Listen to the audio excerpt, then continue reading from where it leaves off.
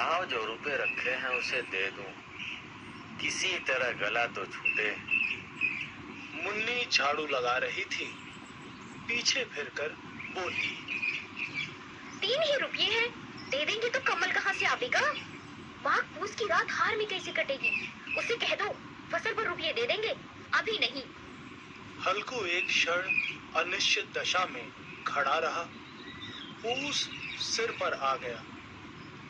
कम्बल के बिना हार में रात को वह किसी तरह नहीं सो सकता, मगर सहना मानेगा नहीं। घुड़कियां जमाएगा, गालियां देगा। बला से जाड़ों मरेंगे, बला तो सिर से टल जाएगी। यह सोचता हुआ वह अपना भारी भरकम डील लिए हुए, जो उसके नाम को झूठ सिद्ध करता था, स्त्री के समीप आ गया और खुशामद करके बोला, ला दे दे, भला तो छूटे। कम्बल के लिए कोई दूसरा उपाय सोचूंगा।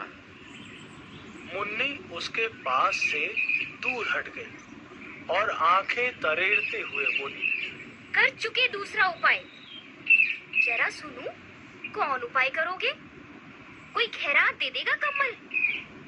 ना जाने कितनी बाकी है जो किसी तरह चुकने की नहीं आती। मैं कहती हूँ तुम क्यों नहीं खेती छोड़ देते?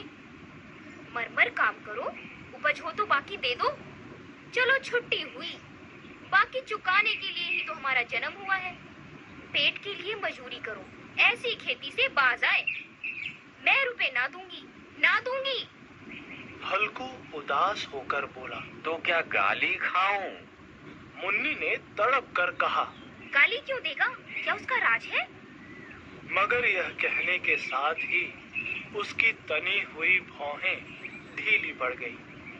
हल्कू के उस वाक्य में जो कठोर सत्य था, मानो एक भीषण जंतु की भांति उसे घूर रहा था। उसने जाकर आले पर से रुपए निकाले और हल्कू के हाथ पर रख दिए। फिर बोली, तुम छोड़ दो अब की ये खेती।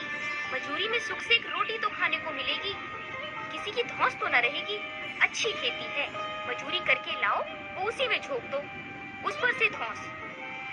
हल्कू ने रुपए लिए और इस तरह बाहर चला मानो अपना हृदय निकालकर देने जा रहा हो। उसने मजूरी से एक एक पैसा काट काट कर 3 रुपए कम्बल के लिए जमा किए थे। वह आज निकले जा रहे थे। एक एक पग के साथ उसका मस्तक दीनता के भार से दबा जा रहा था। पूस की रात। विवेक कुमार श्रीवास्तव के चैनल में आप सभी का स्वागत है। इस वीडियो को देखने के साथ साथ हमारे चैनल को सब्सक्राइब करें और बेल आइकन दबाएं। पूस की रात आकाश में तारे ठिठुरते हुए मालूम होते थे। हल्कू अपने खेत के किनारे ऊख के पत्तों की एक छतरी के नीचे बांस के खटोले पर अपनी पुरानी गाढ़े की चादर ओढ़े कांप रहा था। खाट के नीचे उसका संगी कुत्ता जबरा पेट में मुंह डाले सर्दी से कूं कूं कर रहा था। 2 में से एक को भी नींद ना आती थी। हल्कू ने घुटनियों को गर्दन में चिपकाए हुए कहा, क्यों जबरा, जाड़ा लगता है? कहता तो था घर में पुआल पर लेट रहे, तो यहाँ क्या लेने आए थे? अब खाओ ठंड, मैं क्या करूं? जानते थे यहाँ हलवा पूरी खाने आ रहा हूँ, दौड़े दौड़े आगे आगे चले आए। अब रो नानी के नाम को। जबरा ने बड़े बड़े दुम हिलाई और अपनी कूं कूं को दीर्घ बनाता हुआ एक बार जम्हाई लेकर चुप हो गया। उसकी श्वास बुद्धि ने शायद ताड़ लिया। स्वामी को मेरी कूं कूं से नींद नहीं आ रही है। हल्कू ने हाथ निकालकर जबरा की ठंडी पीठ सहलाते हुए कहा, कल से मत आना मेरे साथ, नहीं तो ठंडे हो जाओगे। यह पछुआ न जाने कहां से बर्फ लिए आ रही है। उठूं, फिर एक चीलम भरूं, किसी तरह रात तो कटे। 8 चीलम तो पी चुका। यह खेती का मजा है। और एक एक भगवान ऐसे पड़े हैं जिनके पास जाड़ा तो गर्मी से घबरा कर भागे। मोटे मोटे गद्दे, लिहाफ, कम्बल, मजाल है कि जाड़े का गुजर हो जाए। तकदीर की खूबी है, मजूरी हम करें, मजा दूसरे लूटें। हल्कू उठा और गड्ढे में से जरा सी आग निकालकर चिल्लम भरी। जबरा भी उठ बैठा। हल्कू ने चिल्लम पीते हुए कहा,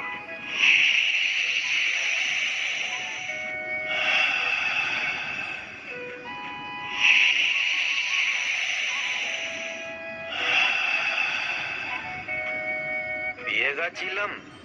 जाड़ा तो क्या जाता है, जरा मन बहल जाता है।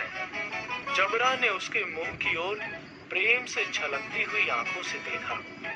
आज और जाड़ा खा ले, कल से मैं यहाँ पुआल बिछा दूंगा, उसी में घुसकर बैठना, तब जाड़ा न लगेगा। चिल्लम पीकर हल्कू फिर लेटा और निश्चय करके लेटा कि चाहे कुछ हो अब की सो जाऊंगा। पर एक ही क्षण में उसके हृदय में कंपन होने लगी। कभी इस करवट लेटता, कभी उस करवट, पर जाड़ा किसी पिशाच की भांति उसकी छाती को दबाए हुए था। जब किसी तरह न रहा गया तो उसने जबरा को धीरे से उठाया और उसके सिर को थपथपाकर उसे अपनी गोद में सुला लिया। कुत्ते की देह से जाने कैसी दुर्गंध आ रही थी, पर वह उसे अपनी गोद में चिपटाए हुए ऐसे सुख का अनुभव कर रहा था जो इधर महीनों में उसे न मिला था। जबरा शायद समझ रहा था कि स्वर्ग यही है, और हल्कू की पवित्र आत्मा में तो उस कुत्ते के प्रति घृणा की गंध तक न थी। अपने किसी अभिन्न मित्र या भाई को भी वह इतनी ही तत्परता से गले लगाता। वह अपनी दीनता से आहत न था जिसने आज उसे इस दशा को पहुंचा दिया। नहीं, इस अनोखी मैत्री ने जैसे उसकी आत्मा के सब द्वार खोल दिए थे और उसका एक एक अणु प्रकाश से चमक रहा था।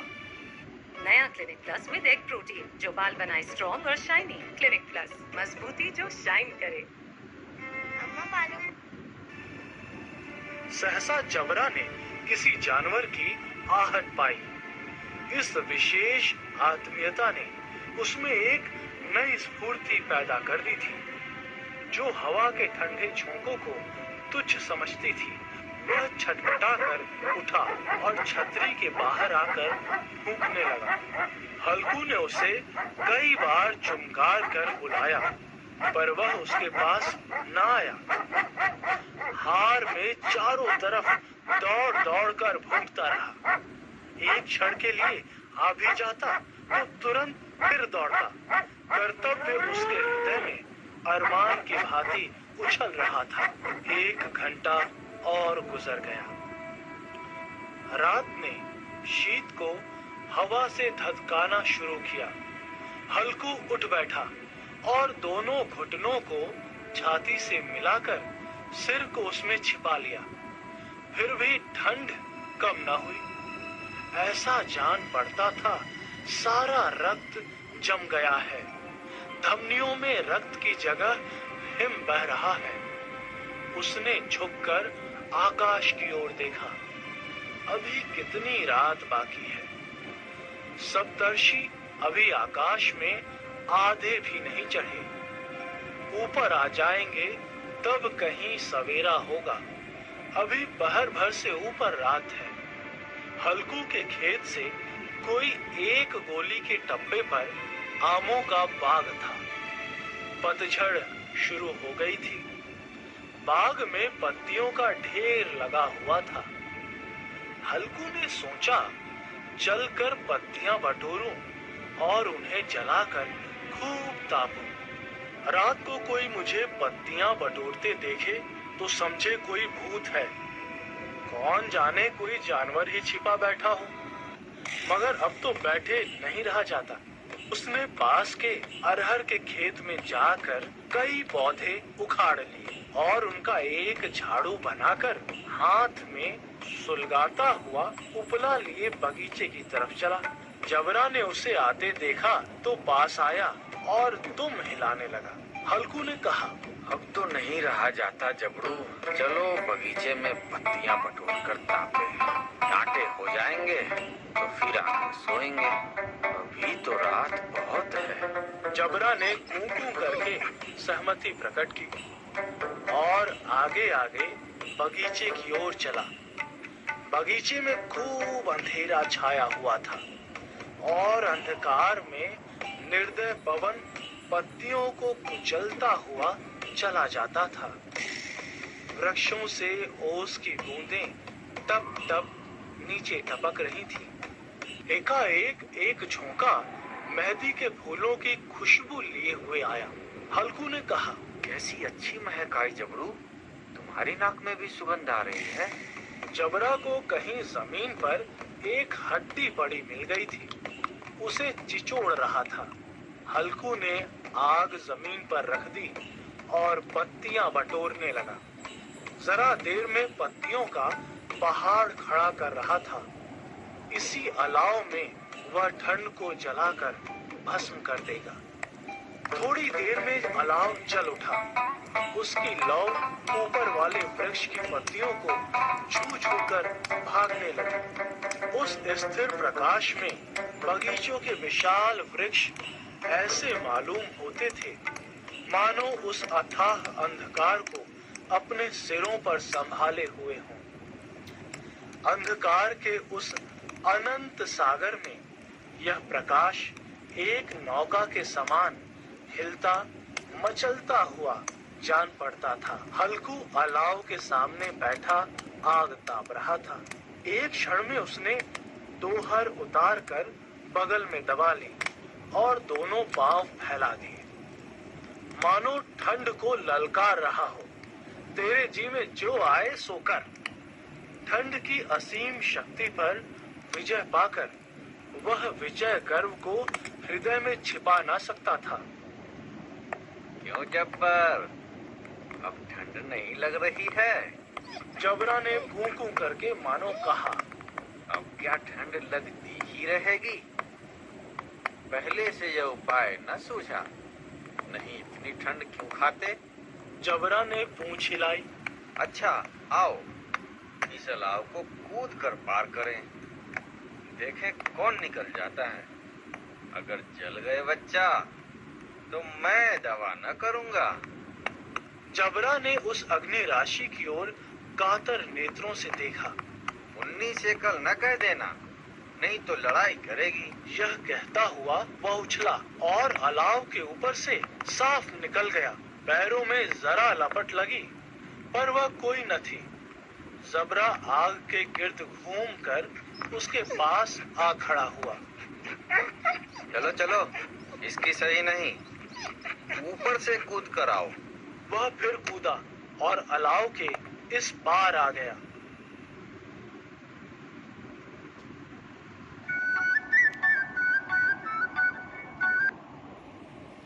पत्तियां जल चुकी थीं।